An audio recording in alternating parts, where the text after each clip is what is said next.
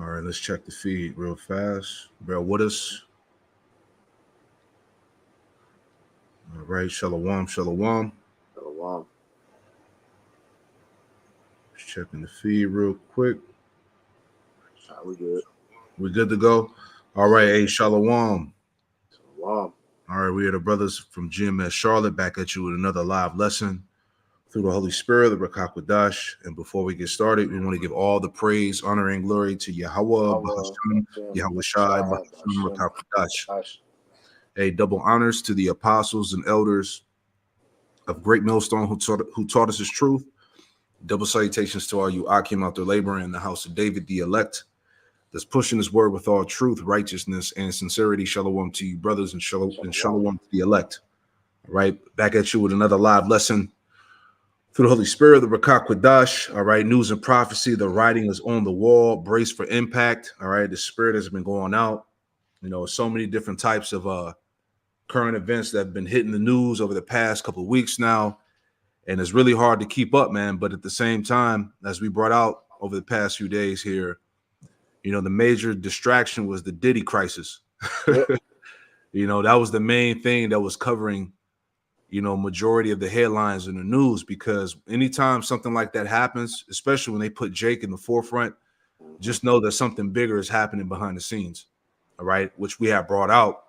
And you know, right now, this whole situation that's going on in the Gaza Strip with the so-called Israelis, the Amalekites, and pretty much, you know, they're getting ready to meet their fate, because you have a group of you know, so-called Arabic nations that are banding together to come against, you know, Amalek, you know, which is going to result into what? America being drawn into World War III as we see it. All right, Israel, Iran, America, Russia, and the rest of the nations. All right, so the point is that the writing is on the wall, and I was actually looking it up, that quote, or that statement, if you will, and the meaning behind it, as you see here, it says the writing is on the wall, and that phrase means what? Disaster is imminent. You know, so you got a priest you want to chime in, you know? Yeah, man, this is just showing you that, look, the Lord is putting the finishing touches on Babylon, man. Man. You got it. I'll get that. You get the one in Amos, or you get the one in Daniel. Either one. Yeah, we'll start with Daniel, because this is the same type of sentiment that we see taking place that happened in ancient Babylon, man. Right? So this is Daniel chapter 5, verse 22. Yep. And thou, his son, O Belshazzar, hast thou not humbled thine heart, though thou knewest all this, but hast lifted up thyself against the Lord of heaven, and they have brought the vessels of his house before thee, and thou and thy lords, thy wives, and thy concubines have drunk wine in them, and thou hast praised the gods of silver and gold and of brass, iron, wood, and stone, which see not, nor hear, nor know, and the power in whose hand thy breath is, and whose are all thy ways, has not been glorified. It's like and thou hast not glorified. And it's the spirit too, because, you know, America has pretty much been given over to idol worship. Yep. You know, idolatry. You know, false gods, and that's pretty much the culture here in Babylon. You know, you can just worship as you please. You know, this is why we live in a time where that anti-Messiah energy spirit is being pushed heavy right now, because we're at the end, man. You know, flat out, you know, straight up Satan worship. You know, these different pagan gods. You know, so this place Babylon, all right, the daughter of Babylon is going to suffer the same fate, destruction. Right? You got it. The spirit that they were in during this time period, what we're about to read about, is what we see today, man. You know, like, as we know, this is flood behavior, but the spirit of mirth, you know, partying, you know, not giving a fuck, like you said, immersed in idol worship. They're not giving the praise to the true power of the world, which is Yahweh Bashim Yahweh Shah, because, like you said, America has been given over to idols. Yep. So verse 24, then was the part of the hand sent from him, and this writing was written, and this is the writing that was written, Mene, Mene, Tekel, you farson. This is the interpretation of the thing. Which where it says Mene, Mene, which goes back to numbered, and I believe Tekel and Upharsin goes back to Tekel going into measured weighed, and Upharsin going into divided. That's right. Go ahead. And if I could make mention that this same event, the elites actually seen with their own eyes, messing with that sun, So this is the Lord, doing these things again, man, showing that these heathen, all right, he's about to take you out, man. That's it. In verse 26, it says, "This is the interpretation of the thing. Mene, Yahweh Shem Yahushua hath numbered thy kingdom and finished it. Tekel, thou art weighed in the balances and found wanting, and thou art found wanting." All right, and when you look up that word wanting, it means lacking. And where's this place lacking? It's lacking, all right, righteousness, man. All right. Yep. The reverence to Yahweh Shem Yahushua, man. All right. Mm-hmm. This is why this kingdom is gonna fall just as all the other kingdoms in the past, because they didn't put Yahweh Shem Yahushua up as the true power of the earth, man. That's it. That's why we say you gotta brace for impact. All right, through the spirit. You got to spiritually prepare for what's getting ready to go down. You're talking about some of the worst times ever on the earth that are going to go down in our lifetime, man. This is not a game. I want to add on to what you just made mention about how this kingdom, Babylon, America, has been found lacking, and it's lacking righteousness, it's lacking order, it's lacking the law, statute, commandments. I just want to make one point in Habakkuk. I believe it's the first chapter, right? I think it's 1 and 4. I want to say. Khan. It's Habakkuk 1 and 4. Yep. It reads. It says, "Therefore the law is slacked, and judgment doeth never go forth." Right. Righteous judgment is not exercised in the society. This is why this society, as we know it, is about to pay dearly. Right. It says, "And judgment doeth never go forth, for the wicked do compass about the righteous. Therefore, wrong judgment proceedeth." And this is why everything as we see it is backwards, it's upside down, it's been corrupted. The scriptures say, "Woe unto them that call evil good and good evil." Pretty much wickedness is rewarded here. Debauchery and abomination is exalted. Right? This is why wrong judgment proceedeth. This is why the Lord, when he comes back, what is he going to do? He's going to turn, as the Lord is going to do, he's going to turn this place upside down, but he's going to put the world right side back up, if you will. Yep. Right? He's going to establish righteousness. He's going to establish righteous order in order for the world to flourish again. So like it told us in 2 Ezra, the 4th chapter, that the things on this side have to be turned upside down in order for the good to be established. Right? And I'm going to add one more before we get into it. I had a precept on that Daniel 5 and 26. I want to see what this says. My sword has written Jeremiah 50 and 41. Let me just check it out real quick. So this is Jeremiah 50. Let's see what it says. Do I want it? Jeremiah 50 and verse 41. Oh man, that's a good one. Priest, can you read it? My sword is torn out. Yeah, I got you. But can you read? Yeah, Jeremiah 50. But start at 40 and read down to 42. Got you. This is Jeremiah chapter 50, verse 40. "As Yahweh Shem Yahushua overthrew Sodom and Gomorrah and the neighbor cities thereof, saith the Lord, so shall no man abide there, neither shall any son of man dwell therein." That's right. "Behold, a people shall come forth from the north, and a great nation, and many kings shall be raised up from the coast of the earth." And that's heavy, right? "Behold, a people should come from the north," dealing with the Russians, right? It says, "In a great nation, and many kings shall be raised up from the coast of the earth," which the scriptures tell us in Isaiah 13. Let me go there for you real quick and we'll finish it out. Okay. Not Isaiah 13, but Isaiah 14, because it said he had raised up the kings from the earth. This is a quick precept, Isaiah 14. And bear with me. Here we go. Isaiah 14 and 9, it says, "Hell from beneath is moved for thee to meet thee at that coming," which is talking about Esau's destruction, how he's going to be brought down low. He's going to be brought to the grave. Hell from beneath is moved for thee to meet thee at thy coming. It stirreth up the dead for thee. The dead represent the heathen nations. That's right. Even all the chief ones of the earth, all the kings, right? They're being raised up. Proverbs 21 and verse 1. The king's heart is in the hand of the Lord. He turneth it whithersoever he will. You know, even all the chief ones of the earth, it have raised up from their thrones all the kings of the nations, right? So, because why this is happening? Because what? The kings of the earth are being prepared for World War III, Armageddon. That's right. Right. So you got it, priest. You can finish it out. Yep. Back in Jeremiah 51, it's like Jeremiah 50 and 41. Behold, a people shall come from the north, and a great nation, and many kings shall be raised up from the coast of the earth. They shall hold the bow and the lance. They are cruel and will not show mercy. Their voice shall roar like the sea, and they shall ride upon horses, everyone put in array, like a man unto the battle. It's like a man to the battle against thee, O daughter of Babylon. There you go, man. So that's them ICBM nuclear missiles, man.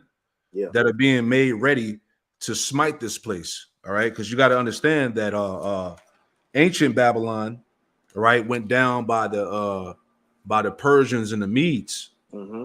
All right, ancient Babylon wasn't devoured by fire. You see, this daughter of Babylon, which is America, is going to be taken down by what? By nuclear fire, man. That's right. Right. So this is talking about this time that's getting ready to go down. That's all right. But the point, getting into this lesson here, all right. Hey, the writing is on the wall. All right. Disaster is imminent, and you must brace for impact through the spirit, man. So we just want to hit a couple of things here. Add a real quick one if I can. Hey, go ahead, bro. This is Psalms 119 and 126. It is time for thee, Lord, to work, for they have made void thy law. So just, adding on to the to what you were saying about how, the writing is on the wall, man. Hey, how about Shemal Shah is about to make a move on this place, man? Because as we see what these devils are positioned to do, they're trying to establish themselves as God on the earth, man. And That's by right. them doing this, they're trying to, erase the Most High's presence from the earth, man. All right. Yeah. So everything that we're seeing taking place is Yahweh Shem Shah bringing judgment upon this wicked kingdom. That's it. Hey, that's the spirit. I just saw it here. The writing on the wall. We just read the scripture. That's the spirit. That's pretty much where the phrase comes from. All right. Because remember, Belshazzar, he saw, the writing on the wall, and then he went down that very night by the Darius. When you read the next chapter, and Daniel the 6th chapter, you see. So that's the spirit. So anyway, getting into this thing. All right. So this video here is entitled "The Collapse of America and Everything Wrong with Society Today," plus a hopeful way forward. All right, which we know that Babylon is not going to be healed. Nope. Right. So let's just go ahead and dissect some things and edify. And I don't want to be cheeky and say speaking directly to the U.S. government, but if I were to be so bold, so if this is that predictable moment where, okay, there are actions that we can take as a country that will either help us keep the world reserve currency status, and there are actions that we can take that will cause us to lose that status more quickly. It seems like, okay, you've got the BRICS nations, they are moving away from the dollar. It seems like that card has already been played. I don't know if you think there's anything that we can do to make that easier. But certainly speaking to printing, so one thing that I've heard recently, and this is a really fascinating concept, that when you have other nations that are holding your currency, holding debt, as you said, they're not like hoarding cash, but they're holding a lot of debt. If we print money, what we're essentially doing is externalizing inflation. So we are causing a devaluation of that debt for all the countries that hold us. Now we're in a moment with rising interest rates that's causing us to need to print, but creating this really weird, difficult moment where as we print, then we have a need to raise interest rates. But the reason we're having to print is because we're raising interest rates. So it's a very difficult moment. But if we could going back to your idea, it's how we are with each other. If we could get people to come together in the middle, one of the things we would want to convince the US government to do is to be very cautious about devaluing the dollar. Is that an important idea? Hey, and then like I did the lesson going into the parallels of ancient Rome and America today, it's the same thing. All right. Remember, they devalued the what's it called? The denarian. You know, they started taking the silver away out of the coins, which devalued the money. And it's the same thing that America did with the dollar bill. All right. It's not backed by any gold and silver, and all this stuff is being engineered to collapse.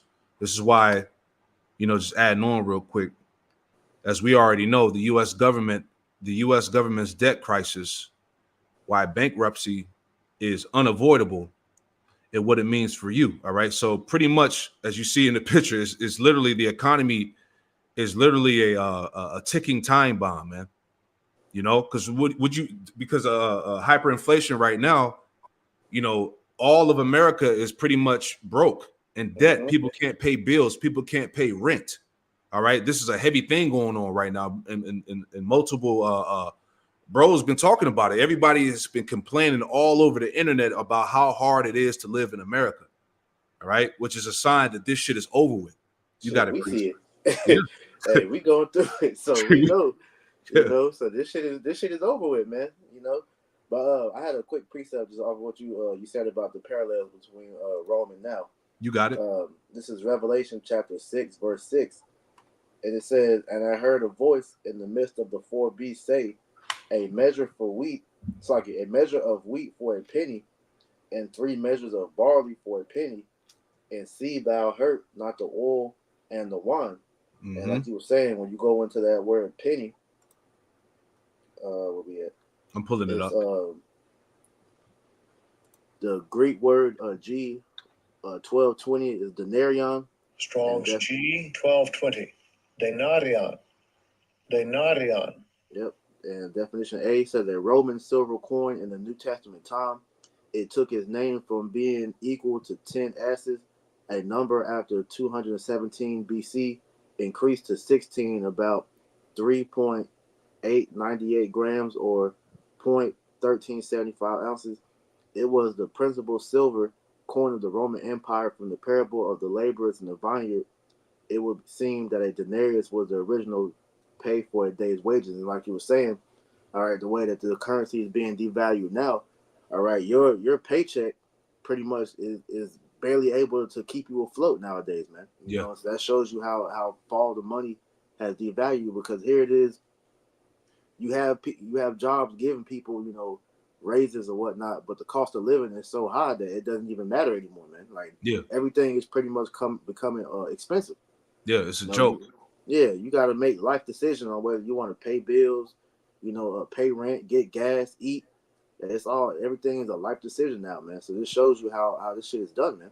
That's it. Jake playing hopscotch with the rent, groceries. You know, and you got to make some hard choices, man. Hey, what do you need more? That's it. That's it. But that's the time we're in right now. Like you were saying, like it says here that a denarius was then the ordinary pay for a day's wages. But back then, you could get pay, all right, before they, you know, pretty much collapsed the economy. You could get pay, and you would be able to afford your daily necessities, things that you need to survive, right? But same thing with America. You know, before we got to this point, you know, you were able to you know, live comfortably off, you know, 70 grand, 60 grand a year or whatnot. Now that's damn near impossible. Shit, it wasn't too long ago where you could make it off just minimum wage. You know, shit, them days are gone. Exactly. So that shows you the parallels. Matter of fact, let me add one more. Was it Ecclesiastes, the first chapter about nothing new under the sun? Yep. I think it's 12. Right. This is Ecclesiastes 1. And because this happened before. Nah. All right. It's Ecclesiastes 1 and 9. And it reads, it says, the thing that have been, it is that which shall be. And that which is done is that which shall be done. And there is no new thing under the sun. So this place is going out exactly just like the ancient Roman Empire did. Mhm. All right. Inflation and devaluing the currency was the main thing that brought down the Roman economy, if you will, alongside of the Roman army spreading their armies too thin and many other things. But anyway, it says, verse 10, Ecclesiastes 1:10, it says, is there anything whereof it may be said, see, this is new? It had been already of old time, which was before us. So these chain of events, if you will, have already happened before, and they're happening again now, right? And if I could add, you average Americans are still being, fooled by the facade to think that the economy is still good, because you have Kamala Harris or Trump get on these podiums and lie to you about how jobs are still being produced, how they're promising these promises of how they're gonna make your lives better, but it's all bullshit though, because this shit is done, man. I gotta get something real quick. There you got this is Ezekiel 13 and verse 10. It says, because they have seduced my people, saying peace, and there was no peace, and one built up a wall, and lo, others dabbed it with untempted mortar. Say unto them which dab it with untempted mortar, that it shall fall. There shall be an overflowing shower, and yea, O great hailstone shall fall, and a stormy wind shall rend it. Because when you going into this economy, man, it's pretty much being set up to fall. Tazwan was talking about this past week, how they lowered the interest rates, and people from the outside looking in would think that's a good thing, but it's really Esau Edom setting up this economy to pretty much implode on itself, man. That's it. That's it. And see, and another reason they did that too, as I was reading, they were saying them lowering the interest rates is just making more Americans comfortable borrowing more money. Mm-hmm. Because hey, if you got a low interest rate, the payback isn't that high, right? So people are just like, well, shit, I'll borrow another $100,000, yep. Another $80,000 just to get in debt, right? Right. It's crazy. Like you said, it's the okie doke, man. But I got something real quick before we go back to the video. Mm-hmm. This is Jeremiah chapter 9 and verse 6. And it reads, it says, thy habitation is in the midst of deceit. Through deceit, they refuse to know me, saith the Lord Yahweh Shema Shah. Everything about this system, this so-called American life, is a goddamn lie, man. It's a facade, man. And people are seeing that now. The American dream is just a dream. It's a nightmare. All right. As you see, we got on the screen here, the poll of more Americans believe university degrees are losing value.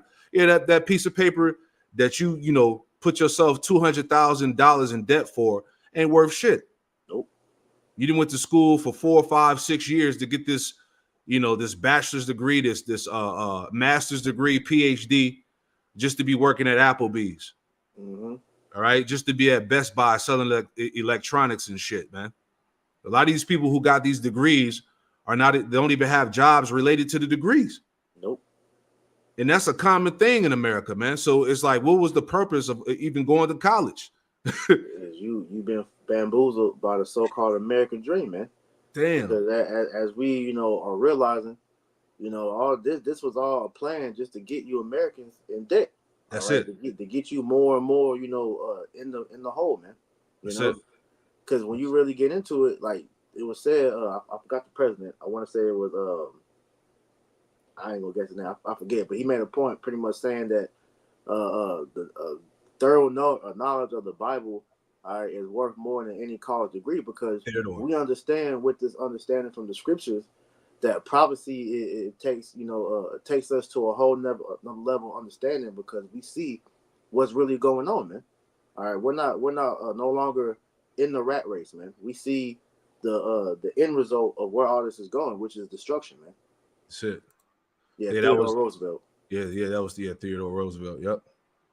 There's a reason why he said this, right? A thorough knowledge of the Bible is worth more than a college education. All right. So what did he know? Exactly. He was in on it. He was in on it. You know what's up. Exactly. So let's go back to that video. All right, where we at?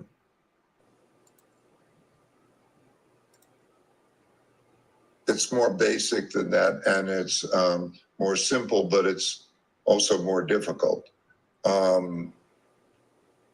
What the reason cycles exist is that the next stage has been determined by what has already happened in the prior stage. So we are in debt a lot. You can't change that. We got a lot of debt. Yeah, let's add them to that. You damn right. You got a lot of debt. That's an understatement. That's an understatement. Hey, these Edomites are in shambles, man. Right. You know, this is Habakkuk 2 in verse 6, and it reads, it says, shall not all these take up a parable against him, and a taunting proverb against him, and say, woe to him that increaseth that which is not his. How long? And to him that ladeth himself with thick clay. All right. And that thick clay goes back to what? The debt that America's in. All right. The trillions upon trillions of dollars of debt that this place is in that can't be paid off. All right. That word for debt, it says weight of pledges, heavy debts. You know, you have something preacher want to say? Nah, you got it. Con. All right. So there you have it. A whole lot of fucking debt, man. All right. Salakia, we're going to get to that. But going back to just going back here, I want to read a little bit of this before we go back to the video. It says the U.S. government's debt crisis, why bankruptcy is unavoidable and what it means for you. And I just want to jump down. It says the U.S. government can no longer delay or disguise its impending bankruptcy. Right? Can't hide it no more, man. I was talking to a brother yesterday, and he was trying to cash a check. Right. And the banks wouldn't cash the check. He had to go to different banks and try to see if he could get it cash. And then the bank that he banks with was like, look, it's going to take about 3 days to clear. You know, he couldn't go nowhere else. You know, so a lot of people have been having a hard time of like, you know, making financial transactions, business with these banks because it's some funny shit going on. These banks are about to crash out. But anyway. Right. It says the U.S. government can no longer delay or disguise its impending bankruptcy. The U.S. federal government has the biggest debt in the history of the world, and it's continuing to grow at a rapid, unstoppable pace. Right? It says, let's jump down here. I just want to read that point. I should have had it highlighted. So it says, where we at? Yeah, so it says when politicians carelessly spend and print money measured in the trillions, they are in dangerous territory. It is, and that is precisely what the fiat currency system has enabled the U.S. government to do. It says today the U.S. federal debt has gone parabolic and is over $35 trillion. Man. It says to put that in perspective, if you earned $1 a second, 24/7, 365 a year, about 31 million per year, it would take over 1,109,080 years to pay off the U.S. federal debt. You see that? Yes. So that's impossible. Showing you that the scriptures say about that grievous wound. There's no healing in this place, right? It says, and that's with the unrealistic assumption that it would stop growing. In short, the U.S. government can't repay its debt. It can't even pay the interest expense without going further into debt. Default is inevitable. Boom. So that's all we need to know. So what's the next thing coming? All right, the MOTB. All right, a new form of currency. And if you say, what could you do? I mean, two things come to mind. What you could do is you could be financially strong, and you can not use financial sanctions as a weapon to scare the holders of those bonds. But to be financially strong requires you to not spend more than you earn.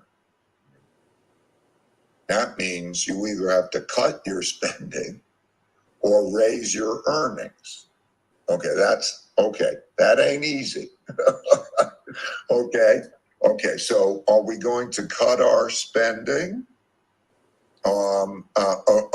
Okay, now you look at it. What are you going to, infrastructure programs, I don't know, poverty transfers, defense spending. Okay, what are we going to cut? The world, governments have the same basic economics as people, except for the fact that they could take money from one person and give it to another, and they can print money. That's it. And so when you look at this, okay, you have that gap. You can eliminate the gap by taking money from some and eliminating another and not spending much. Okay, that's not easy, right? Okay, what are you going to... Most governments now don't think, how much money do I have to spend, and then how do I prioritize that?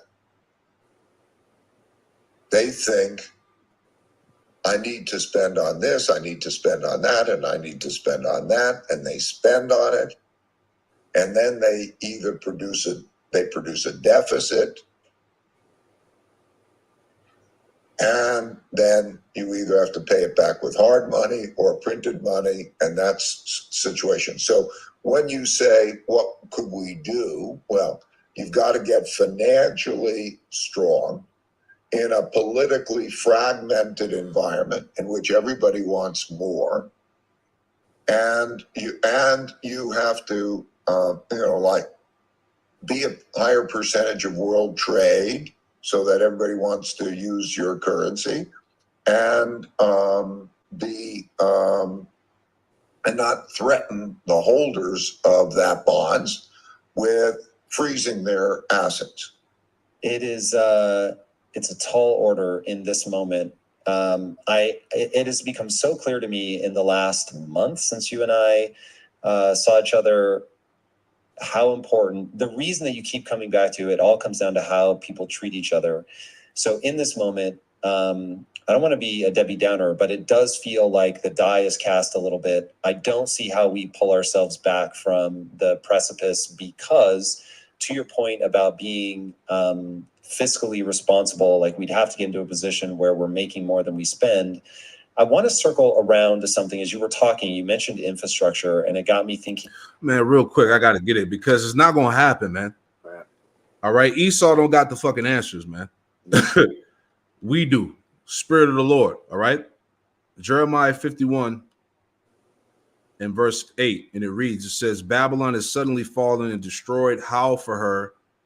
Take balm for her pain. If so, she may be healed. It says, verse 9, we would have healed Babylon, but she is not healed. Forsake her, and let us go everyone into his own country, for her judgment reacheth unto heaven and is lifted up even to the sky. So pretty much, as we know it, through the spirit of power, Yahweh Shemel Shad, there is no solution. All right.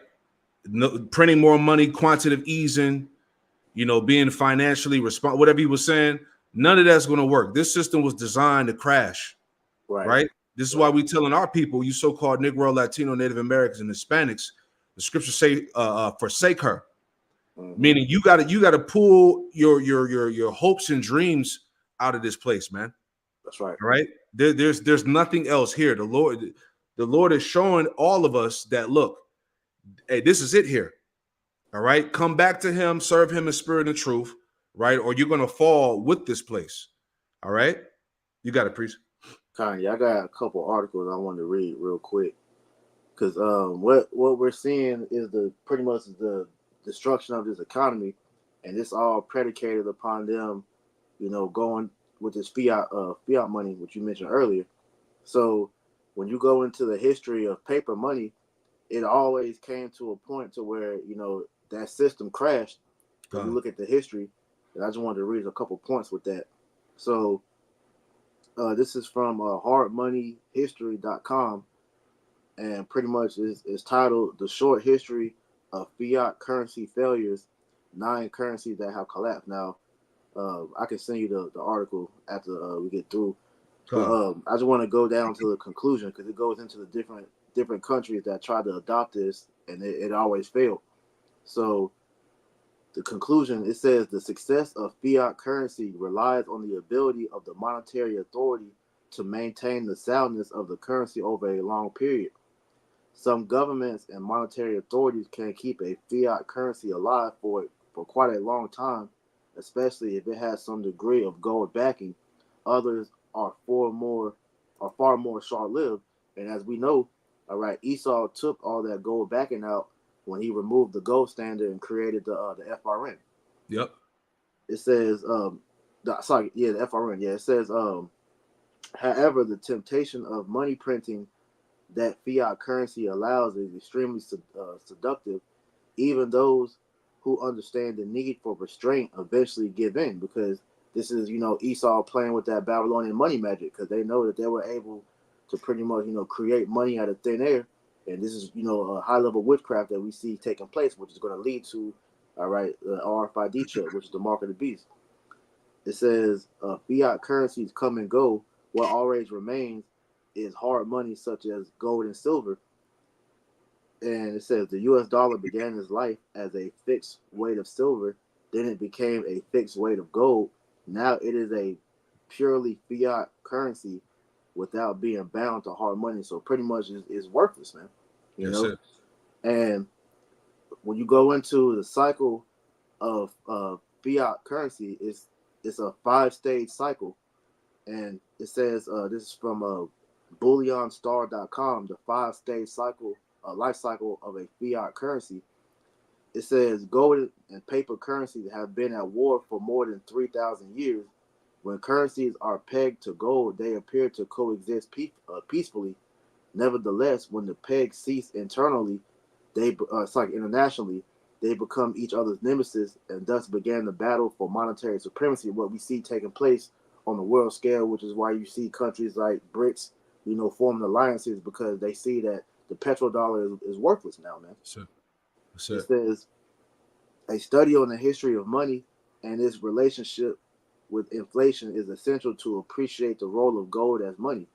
For paper currency, there's always a boom bust cycle. Now, when you look up what a boom bust cycle is, real quick, Yep. it says the boom and bust cycle is a key characteristic of capitalist economies and is sometimes synonymous with the business cycle.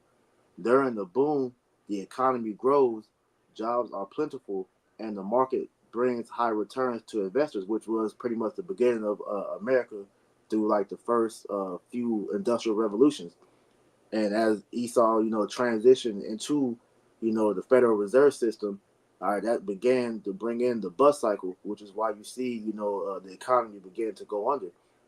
It says in the subsequent bust, the economy shrinks, people lose their jobs, and investors lose money, which is what we're in that cycle right now of the bust cycle.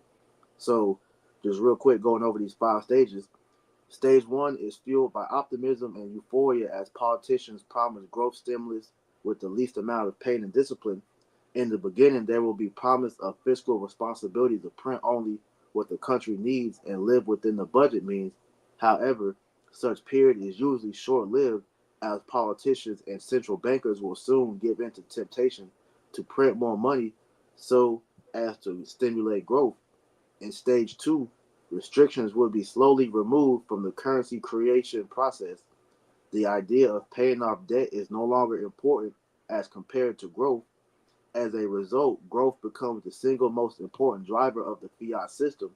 As currencies gradually lose value due to declining purchasing power, people have to work longer hours to maintain their standard of living. Exactly.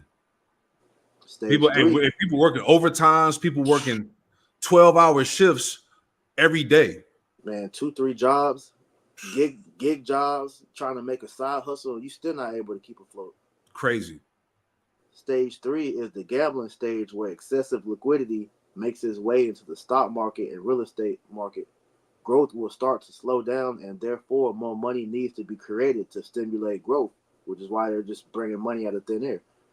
This means that interest rates must be maintained at artificially low levels, as we talked about earlier. Mm-hmm. With interest rates kept low at the same time there's significant money printing, people will have to take risk on the stock market or real estate market just to keep up with inflation. In stage 3, people also start to borrow more because of wealth effect with the bubbles causing them to feel like they have more money than they do in terms of purchasing power, what you said earlier. Yep. Stage 4 is the penulative state of the fiat cycle. Sluggish growth in Western countries force financial institutions to try to make money through other means than financing and brokerage fees. At this stage, corruption prevails, fundamentals are ignored, and wealth is concentrated in the hands of a few. At this point, individuals must look out for themselves by not trusting the government or financial advisors. Those who fail to do so will suffer potential loss of wealth in the latter part of stage 4 and stage 5. Stage 5 occurs when there is hyperinflation, which is the worst economic phase of the fiat cycle. In stage 5, the currency becomes worthless. At this stage, precious metals are often reoccurring in the monetary system to be used as currency or be used to back up the currency. Keep Yep. in mind that hyperinflation has occurred at least 56 times during the last 2 centuries. So essentially, tying this all together, we are in the latter stages of stage 4, entering into stage 5, as we're going to get into with the rest of the lesson, showing you how this place is done. It's done. It's done. And stage 4, stage 5, as you read, made me think about James, the 5th chapter, where it says your riches are corrupted. Yep. And your garments are moth eaten. All right. The dollar holds no value. That's right. See that? It's just monopoly money, and that's the thing. It's not backed by anything, and eventually it's gonna be the demise of many people, right? But I got this precept here. Unless you had anything else, No, you got it. Go ahead. I got the precept here from the brother Naquam here. It says Zephaniah 1:10, and it shall come to pass in that day, saith the Lord, that there should be a noise of a cry from the fish gate, and a howling from the second, and great crashing from the hills. Right, going into this economy pretty much crashing and burning. All right, that great depression, if you will, is going to happen again.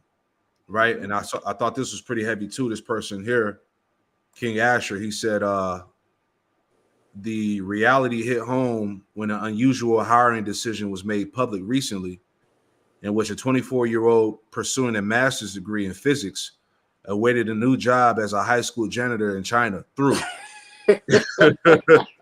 God damn. Yeah, damn, boy. He got a physics degree working as a janitor, bro. Hey, that's the epitome of a failure, bro. That's crazy. This is what we talking about.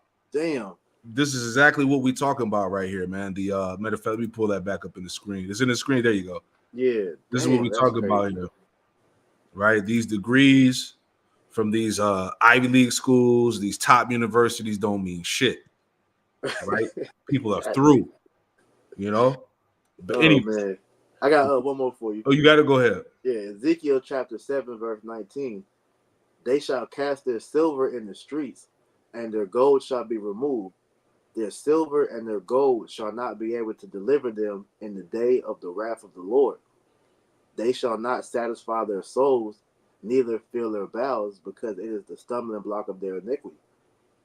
So pretty much, man, this money is going to be worthless to try to save these people. So like the video we were just playing was, you had the Edomites trying to come up with a game plan to try to, to recover. Right. This is done. It's it, man. Yahweh Shemal Shai, like we said earlier, he's putting the finishing touches on Babylon, man. Shit. I'll play a little bit more, and then we'll move on. Mm-hmm. Just want to get the main points from this. It's about a 24-minute video. About, okay, what are things that we would need to go right? So I think everybody is aware, and I've heard you say that there are changes that are going to need to be made to capitalism in order to bring back a thriving middle class, and the importance of the thriving middle class. And you've defined the things, again, staying to the theme of principles here, of the 3 things that we need to do to be strong as a country, or for any country to be strong. And you said 2 parents in the home, great public education, and then equal opportunity. Not happening, Jack. All right. Hey, matter of fact, it made me think of something. Eddie, I'm gonna post this on the WhatsApp, but this is real shit. It says the economy is so bad you can't even support a second family in secret anymore. Right, right. Exactly. Man.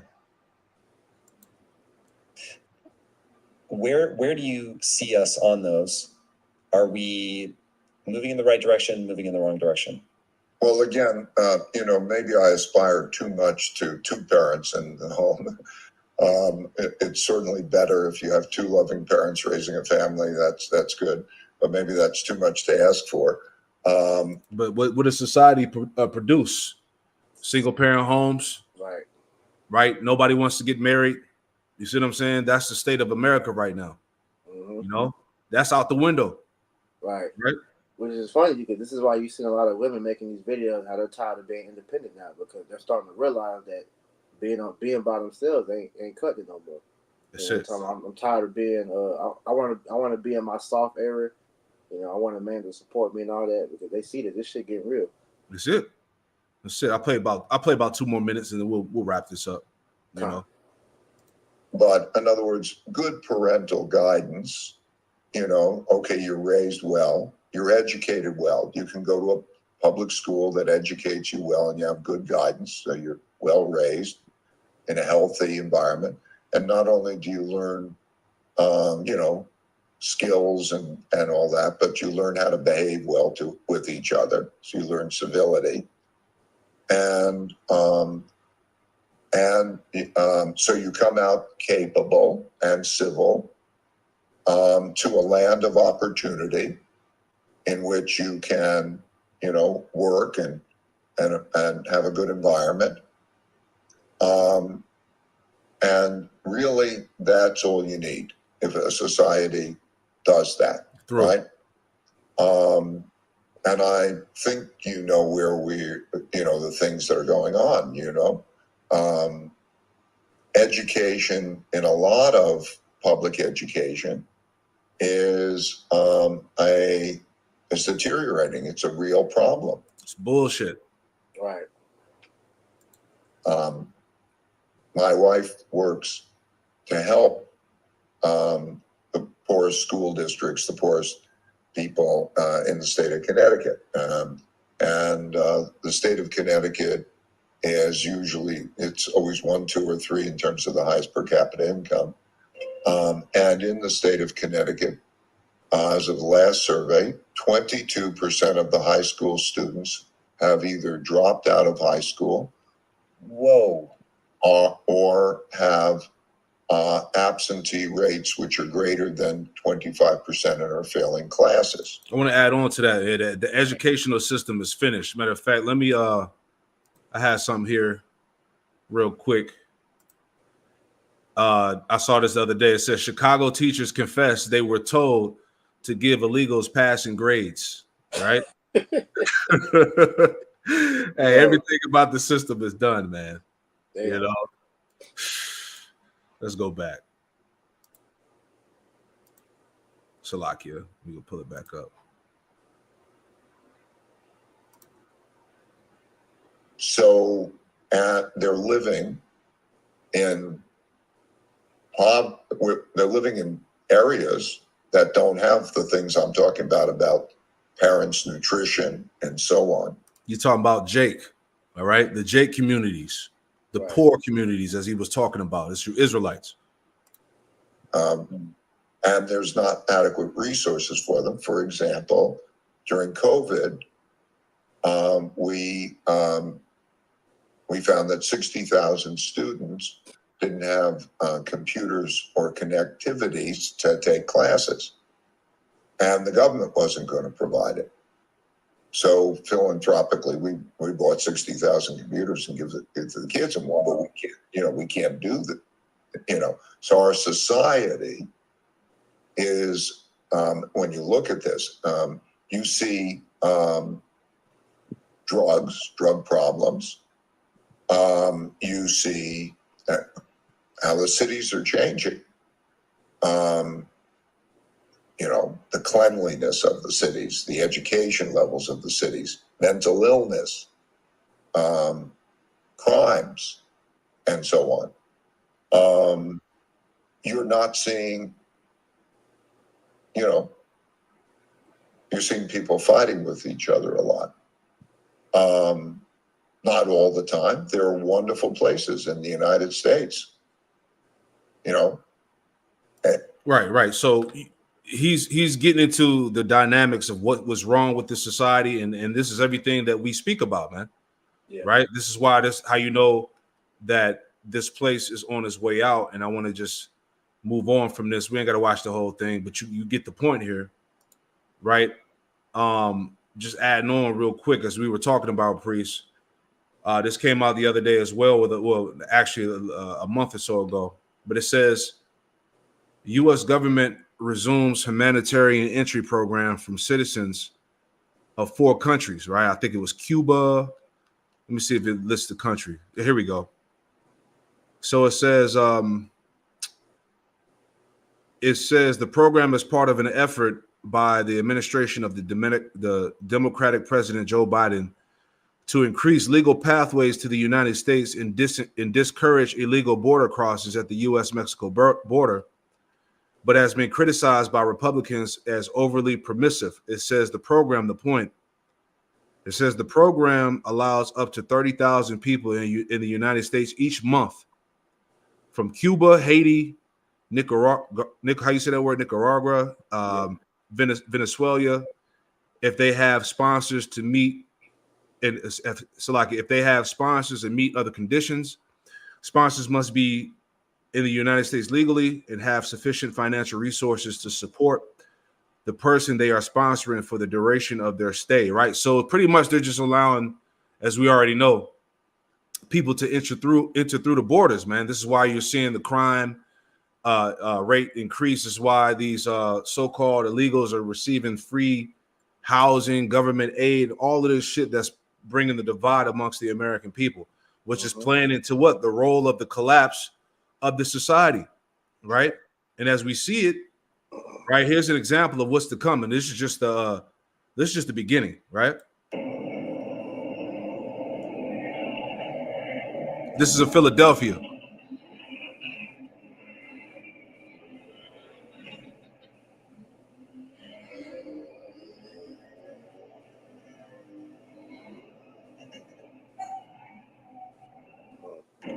Right. So, you know, this is the beginning of just many sorrows to come. I want to read this headline here. It says, if our cities already look like they belong in Grand Theft Auto, what will they look like once the economy implodes? man. You know, you got to preach.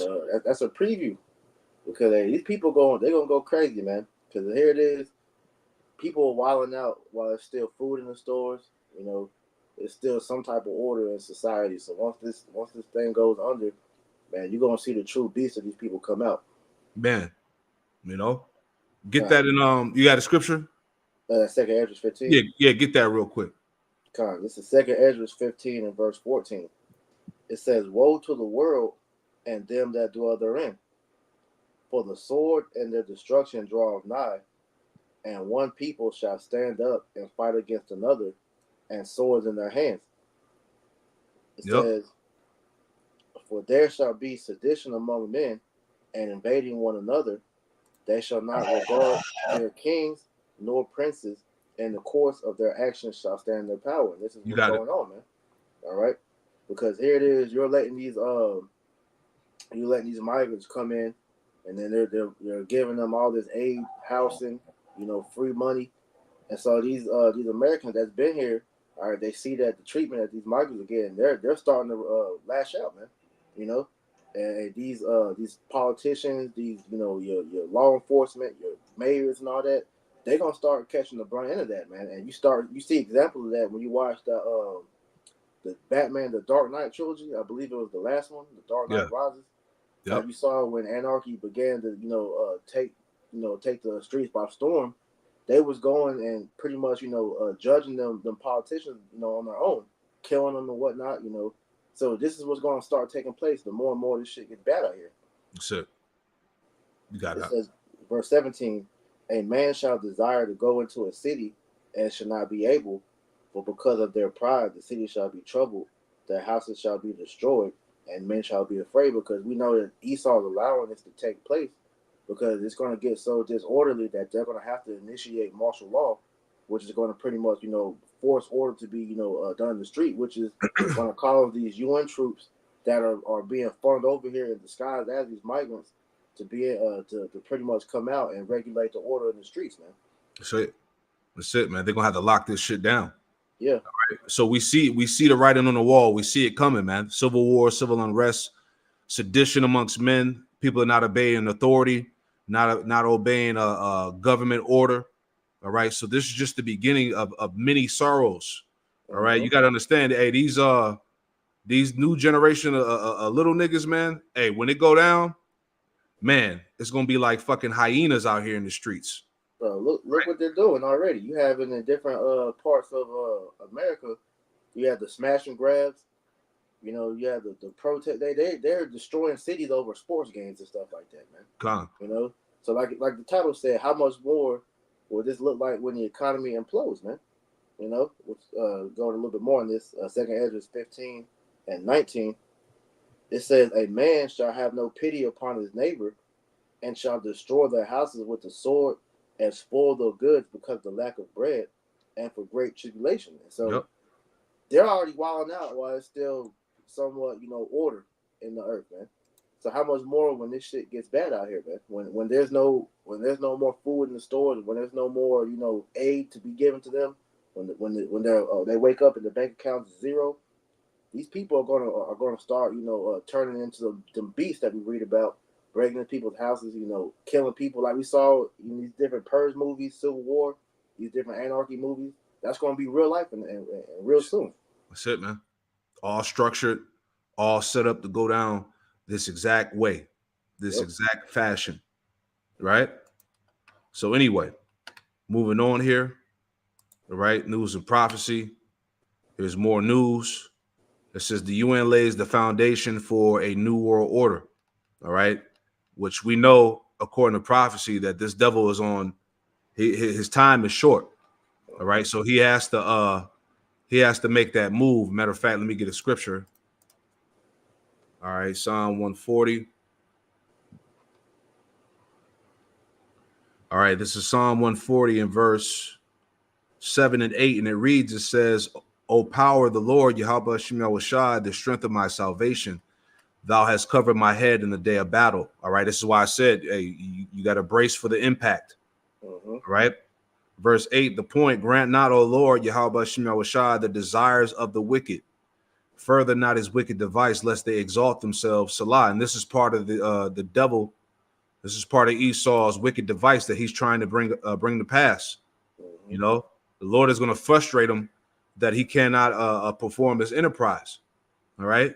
So they're ready they laying it out. It says the UN has just adopted the quote pact for the future, which will lay the foundation for what they call a new global order. You see? It says the pact for the future was adopted on September 22nd, and the mainstream media in Western world almost entirely ignored the news, and there's a reason why. Yeah, Diddy. right. As you see here, Diddy was the main distraction, right? And that nigga nasty, man. It says, unfortunately, most people have never heard about the pact for the future. And therefore, there was very little public debate about whether or not we should be adopting a document which lays the foundation for a new world order, man. So, hey, the image of the beast speaks. Everything is coming to pass. The MOTB, the chip, okay, the AI surveillance. The same social credit score system that China has prepared, America has adopted. All right, so we're moving into that transition of a new age. So once again, this is how you know that we are, pretty much at the end of this man's empire, if you will. And I got a quick precept. All right, just going in the spirit here. This is the book of Job, chapter 20. Okay, and straight to the point.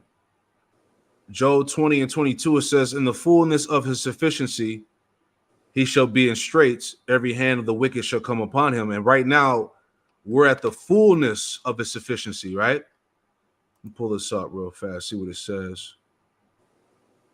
All right, that's not what I want. Let's try. I actually found something. Let me see if I can pull it up online. Bear with me, priests. Fullness of his sufficiency. All right. Let me see. Bear with me 1 second. I just wanted to read like some. Here we go. I think this was it here.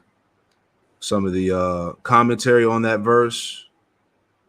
Right. Bear with me 1 second. I had it pulled up before. I'm just trying to see if I could find it. Yeah, here we go. So right here it says, in the pulpit commentary, it says, in the fullness of his sufficiency, he shall be in straits. It says, even while his wealth and prosperity remain, he shall find himself in difficulties, since every hand of the wicked, or rather every hand of one that is wretched, shall come upon him, i.e., all those who are poor and miserable, especially such as he has made poor and miserable, shall turn against him and vex him. And that's what's going to happen. Yeah. Right? Jacob's going to rise up. As you see, these nations are rising up. So right when he thinks that he's about to really, take off, so to speak, this is where he's going to fall. Yep. So we're at the peak of his power. We're at the height of his rulership right now. And eventually he's going to be in straits, as we read here. Right? Let me finish it out for you. So it says back in Job. Let me just pull it back up. Salakia. I used that same tab to get to where I was at. So let's pull it back up again. It says Job 20. So now you get it. This is what the scriptures is talking about. It says Job 20 and 22. It says, in the fullness of his sufficiency, he shall be in straits. Every hand of the wicked shall come upon him. Verse 23. It says, when he's about to fill his belly. Yeah, right. Right when he's about to eat. Right. Yahweh Shemel Shai shall cast the fury of his wrath upon him, and shall rain it upon him while he is eating. Right when he's about to cut into that damn steak, that bloody ass steak, right? The Lord he's gonna send a fire on him. This is how you know everything is close, based off what's happening in the news and the prophecies and the things that's going on globally. It says, verse 24, he shall flee from the iron weapon, and the bow of steel shall strike him through, which is going to be those missiles. It says, it is drawn, it cometh out of the body, yea, the glittering sword cometh out of his gall. Terrors are upon him. All right. So he's not going to escape. Yep. You see? And that's the point there. So right when they figured out, right when they think they have it, is when he's going to be destroyed, is the point. Right? It says, and that was it out of that. You had anything you want to add in there, priest? That was it on that. All right, so we're moving on. And the final thing that we want to touch on here in this news and prophecy is the situation with the so-called Israelis, the small hats, the 1948ers. All right, because right now they're feeling the brunt of the heat right now. Because right now the world, as it told us in Job 18, that he should be chased out of the world. Everybody across the planet Earth is coming up against him. So here it says here from Collapse News, it says Israel's entire occupation of Palestine since 1948 ruled illegal by the UN. Right? Which makes me think about what Ezekiel 36, how it talks about how pretty much matter of fact, let me get it. Right? You got anything, priest, you want to say? I'm looking for something to add to that. Okay. Ezekiel 36 and 2, it says, thus saith the Lord power, Yahweh Shemel Shah, because the enemy have said against you, aha, even the ancient high places are ours in possession. So the enemy of the Israelites, of the true biblical Israelites, are in possession of the ancient high places, which was like the Holy Land. Right. The point. Verse 5. Ezekiel 36 and 5, therefore thus saith the Lord power, Yahweh Shemel Shai, surely in the fire of my jealousy have I spoken against the residue of the heathen, and against all Idumea, which is Greek for Esau, Edom, which have appointed my land into their possession with the joy of all their heart, with despiteful minds to cast it out for a prey. So we understand, according to prophecies, that the Idumeans, the Edomites, are the ones that are in possession of the Holy Land. Right? Esau is in possession of that land. Right? So this is why all these things are coming out against us. This is why war is being prepared against them. Because the true Israelites are not governing the Holy Land. Right. You know, go ahead, priest. Yeah, because hey, me, Quantum Walk, and Tasman did a lesson earlier because you had Israel. They just committed one of the most killings that they've done since the whole thing of them starting to do this bombing. And like you said, now the rest of the world is starting to look at these damn Amalekites as the problem. Now this is from True Story America. It says UN Council of Human Rights finds Israel guilty of war crimes and crimes against humanity against Palestine, or Palestinians. So this goes to show you that the Lord is setting Esau up to be the enemy of the world, man. So these other nations are starting to realize that this man's the devil, man. That's right. So this is all leading to from the economy to this genocide that they're committing. All this is road to World War III. That's it. I got a quick scripture for you. I want to get that one in Numbers, where it talks about his latter end. You know where that's at? You're not talking about 35 or 33, is you? It might be. Let me see. Hold on. I'm going to pull it up. Bear with me 1 second. Yeah, Numbers 24 and 20. 24 and 25. All right. Numbers 24 and 20. You can speak on it. I'm gonna read it real fast. Okay. So this is matter of fact, we can read up. Mm-hmm. Going into what's his name? Balaam having the vision of the future. Yep. Right. So straight to the point. Numbers 24:16. He says, he have said, which heard the words of the Most High and knew the knowledge of the Most High, which saw the vision of the Almighty, falling into a trance, but having his eyes open. I shall see him, but not now. I shall behold him, and not nigh. There shall come a star out of Jacob, and a scepter shall rise out of Israel. This is speaking about Yahushua. That's right. Right? So he saw Yahushua come in the future, conquering the planet. Yep. It says, and shall smite the corners of Moab, and shall destroy all the children of Sheth. Verse 18, and Edom shall be a possession. Right? Edom is going to be part of our possession. They're going to be our slaves, man, alongside with the other nations. Mm-hmm. And Edom should be a possession. Seir also should be a possession for his enemies, and Israel should do valiantly. Yep. Verse 19, out of Jacob shall come he that shall have dominion. All right. Daniel chapter 2, verse 44. Yahushua is going to have dominion, everlasting dominion over the nations. That's right. And shall destroy him that remaineth of the city. The point, verse 20, Numbers 24 and 20. And when he looked on Amalek, he took up his parable and said, Amalek was the first of the nations, but his latter end shall be that he perish forever. Right, because Yahweh Shah stated that we shall have war with Amalek forever. All right, so that the Lord is going to unleash his indignation upon Amalek. So, like you said, when we get Edom in the kingdom, all right, they're going to be our slaves. But after 1,000 years, all right, all of Esau shall be done away with, man. That's it, man. So the point is that Amalek's latter end is that he's going to perish forever. This is why the war, everybody's coming against him now, as I was talking about Obadiah, the first verse. Mm-hmm. All right, Edom will be humble. Yeah, there you go. The vision of Obadiah, thus saith the Lord power, Yahweh Shem Yahushua, concerning Edom. We have heard a rumor from the Lord, Yahweh Shem Yahushua, an ambassador sent among the heathen. Arise ye and let us rise up against her in battle. This is what the nations are doing. All right, they're rising up against Babylon, America, and they're also rising up against Israel. Mm-hmm. Right? It says, behold, I have made thee small among the heathen. Thou art greatly despised. And this is what we see in these news articles. All right, these small hatters are greatly despised. There's a great cry going out against them across the world, man, to stop these wars that are going on in Gaza. That's the right. Killing of innocent children, people, families, the destruction of cities, hospitals. Right, and that devil, not a Jew, he said they're not going to stop. Yeah, just like he said, he don't care, how many civilians he killed too. Exactly. Their whole MO is to wipe out that land so they can claim control of it. That's it. That's what it's all about there, man. So pretty much that's it right there. You had anything else you want to add in there? That was it. That's it, man. So hey, his time is up. All right. That's why, as I said before, in my previous lesson, you have to continue to pay attention on the conflict that's going on in the so-called Middle East. That's the catalyst. Mm-hmm. All right. Because remember, the Lord said he was going to gather.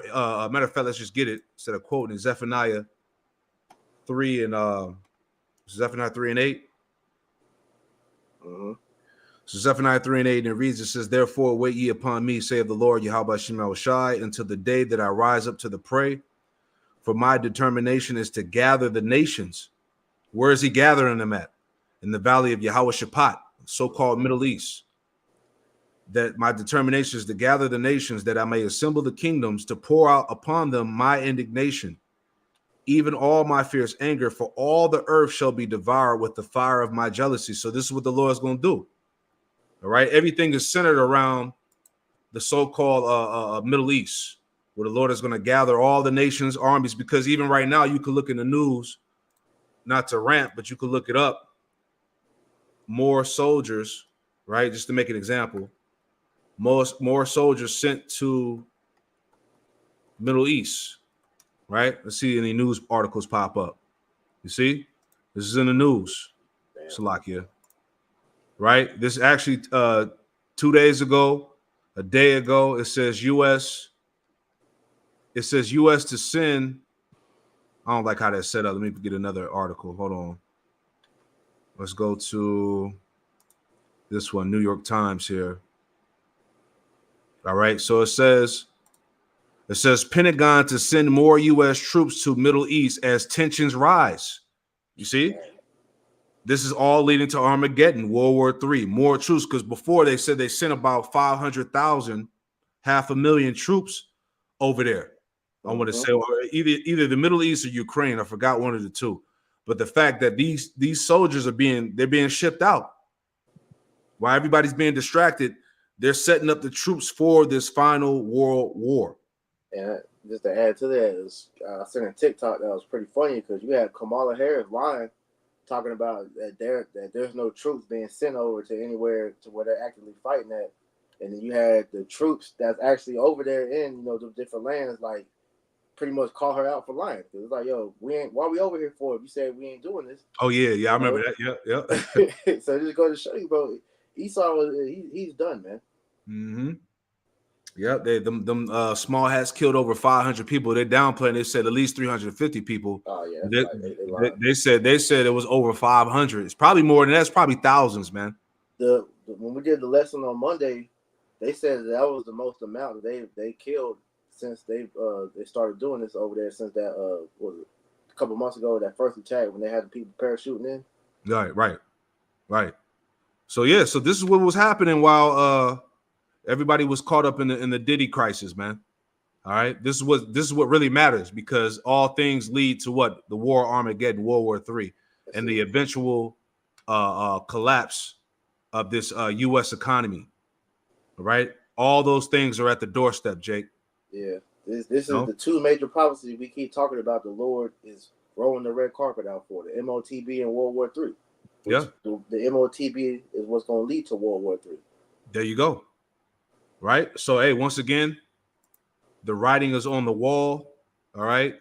Brace for impact. Right. Mm-hmm. The expression, the writing is on the wall, is used whenever an inevitable result or imminent danger has become apparent. This is what we see. Yep. All right. So, hey, with that, hey, we pray that you sincere listeners out there were edified and also informed through the Holy Spirit, the Ruach HaKodesh. We're going to close it out by giving all the praise, honor, and glory to Yahweh. Hey, double honors to the apostles and elders of Great Millstone who taught us his truth. Double salutations to our Yuakim out there laboring in the house of David, the elect, that's pushing his word with all truth, righteousness, and sincerity. Shalom to you, brothers, and shalom to the elect. Hey, shalom. Hey, the water priest, that was dope. Yeah, that was fire.